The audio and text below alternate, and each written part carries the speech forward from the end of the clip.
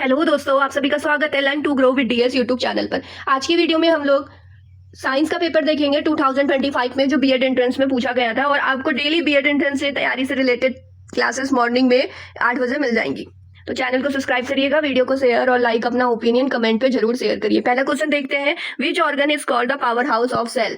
तो इसका right answer माइक्रोकॉन्ड्रिया हो जाएगा। इसमें एटीपी के रूप में एनर्जी रिलीज होती है, सारी चीजें चलती हैं।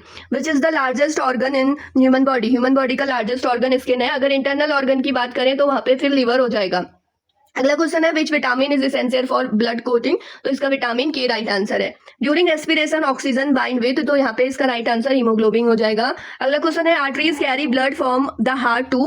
तो जो हार्ट से जो ब्लड है वो कहाँ तक पहुंचाती है, कैरी करती है, टिश्यूज एंड ऑर्गन्स तक। उसके बाद आपसे अगले क्वेश्चन में what is the full form of DNA पूछा है। तो डीऑक्सी राइबो न्यूक्लिक अम्ल इसका राइट आंसर हो जाएगा। आप हिंदी वाला पढ़ सकते हैं मगल से। अब अगला क्वेश्चन देखते हैं हम लोग।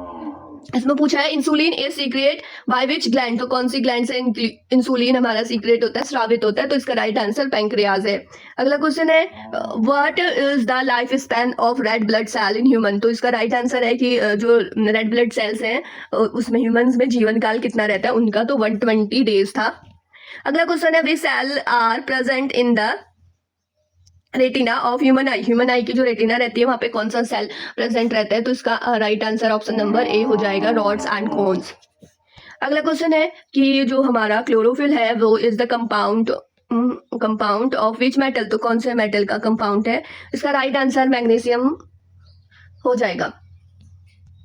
अगला क्वेश्चन देखते हैं, इसमें पूछा है कि food is transport in plant through which tissue. तो कौन से टिश्यू से जो फूड है वो ट्रांसफर होता है प्लांट में। इसका राइट आंसर हमारा फ्लोरा हो जाएगा। जो वाटर ट्रांसफर होता है वो जाइलम से होता है, वाटर का ट्रांसफर। अगला क्वेश्चन, जो C4 प्लांट्स होते हैं आर मोर इफिशिएंट इन। तो यहाँ पे हॉट ड्राई जो क्लाइमेट है, इसका राइट आंसर ये हो जाएगा, अधिक प्रभावी होते हैं हॉट ड्राई क्लाइमेट में C4 प्लांट्स। और अगला क्वेश्चन है, CAM photosynthesis, CAM, CAM photosynthesis is found in which type of plant. तो कौन से टाइप की प्लांट में ये फाउंड होता है। इसका राइट आंसर हो जाएगा जो हमारे रेगिस्तानी पौधे होते हैं, डाइजेट प्लांट होते हैं वहां पे। अगला क्वेश्चन है, nitrogen fixation is carry out by. तो जो नाइट्रोजन फिक्सेशन होता है, स्थितीकरण होता है, वो कहाँ किस में फाउंड होता है। तो ये ब्लू ग्रीन एल्गी इसमें फाउंड होता है। अगला क्वेश्चन है, double fertilization is characteristics of.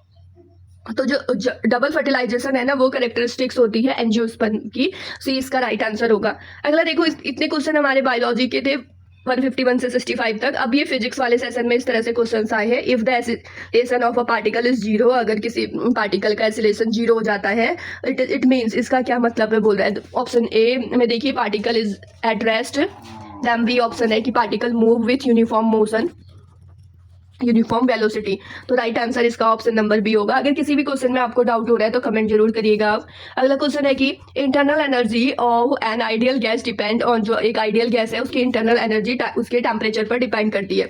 अगला हमारा क्वेश्चन है कि in electromagnetic waves the electricity and magnetic field are. तो जो इलेक्ट्रोमैग्नेटिक वेव्स हैं उसमें इलेक्ट्रिसिटी और जो मैग्नेटिक फील्ड है वो परपेंडिकुलर होता है and also perpendicular to the wave propagation. तो इसका right answer option number C होगा। आप सब क्वेश्चंस को देखिए नहीं, उन टॉपिक को अभी एनालिसिस करिए कि आपको क्या क्या पढ़ना चाहिए। अब देखिए, the main use of semiconductor diode. तो इसका जो मेन यूज रहता है रेक्टिफिकेशन का यूज रहता है। जो सेमीकंडक्टर डायोड्स रहते हैं आप लोग को पता होगा, इसमें जो डायरेक्ट करंट फ्लो होता है और फिर ये rectification AC to DC change करने का काम करता है। ऐसा कुछ कॉन्सेप्ट था इसमें। और यहाँ पे देखो, रेडियो एक्टिविटी टाइप ऑफ। तो जो रेडियो एक्टिविटी है वो किस टाइप का है, किसका टाइप है। तो ये इसका right answer option number C हो जाएगा। वैसे देखो, आप इसे ना ऑप्शन से भी एलिमिनेट कर सकते थे, chemical process, physical process, artificial process. तो रेडियो एक्टिविटी है तो न्यूक्लियर प्रोसेस होगी, यहाँ ऐसा रहेगा।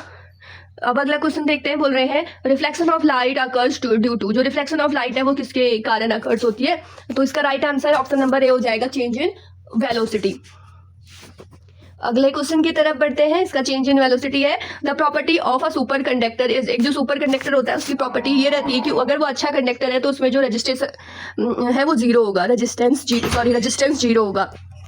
Heisenberg uncertainty principle related to, तो जो हाइजेनबर्ग था उनका uncertainty principle position and momentum से रिलेटेड था। अगला क्वेश्चन है what is the SI unit of electric current, जो इलेक्ट्रिक करंट है उसकी एसआई यूनिट होती है एम्पियर। नेक्स्ट क्वेश्चन है the product of mass and velocity is called, mass और वेलोसिटी का जो प्रोडक्ट है उसको मोमेंटम बोलते हैं, उसे पी से डिनोट करते हैं। इस तरह से आप लोग ने पढ़ा होगा P = mv, तो ये राइट आंसर इसका ऑप्शन नंबर बी हो जाएगा। अगला क्वेश्चन है Newton third law is applicable to, तो जो न्यूटन का थर्ड लॉ था वो एप्लीकेबल था, हम इसको एक्शन एंड रिएक्शन का लॉ भी बोलते हैं। The flow of current in a conductor due to, जो फ्लो होता है करंट का कंडक्टर में वो किसके कारण होता है, तो मोशन ऑफ इलेक्ट्रॉन्स इसका रीजन है। अब देखिए sound waves are of which type, तो साउंड वेव्स है वो किस टाइप की होती है, तो ये लॉन्गिट्यूडनल इसका राइट आंसर होगा। अगला क्वेश्चन है कि the capacitance of a capacitor depend on, जो कैपेसिटर होता है उसकी जो कैपेसिटी होती है वो किस पे डिपेंड करती है, तो ये बहुत इजी सा क्वेश्चन था, एरिया पे भी डिपेंड करती है, डिस्टेंस पे भी, और डाइलेक्ट्रिक कांस्टेंट ऑफ मीडियम पे भी। और आप इसको ना इस तरह से भी कर सकते थे, जैसे एरिया और डिस्टेंस वाला तो इजीली एलिमिनेट हो जा रहा है ना, तो दो सही है, तो इसका ऑल ऑफ दिस ऑप्शन होना था। अगला क्वेश्चन है हमारा जो बॉयएंट फोर्स होता है, जो उसमें force on a body immersed in the fluid is equal to, तो जो द्रव का उद्दीप्लावन बल किसके बराबर होता है, तो इसका राइट आंसर हमारे पास वेट ऑफ डिस्प्लेस्ड फ्लूइड हो जाएगा। आप कमेंट करिएगा ये जो क्वेश्चन है ये कौन से चैप्टर से रिलेटेड है या फिर कौन से टॉपिक से रिलेटेड है। अगला क्वेश्चन है what does enthalpy change measure, जो ये जो एंथैल्पी में चेंज आता है ये किसको मेजर करता है, तो ये हीट को।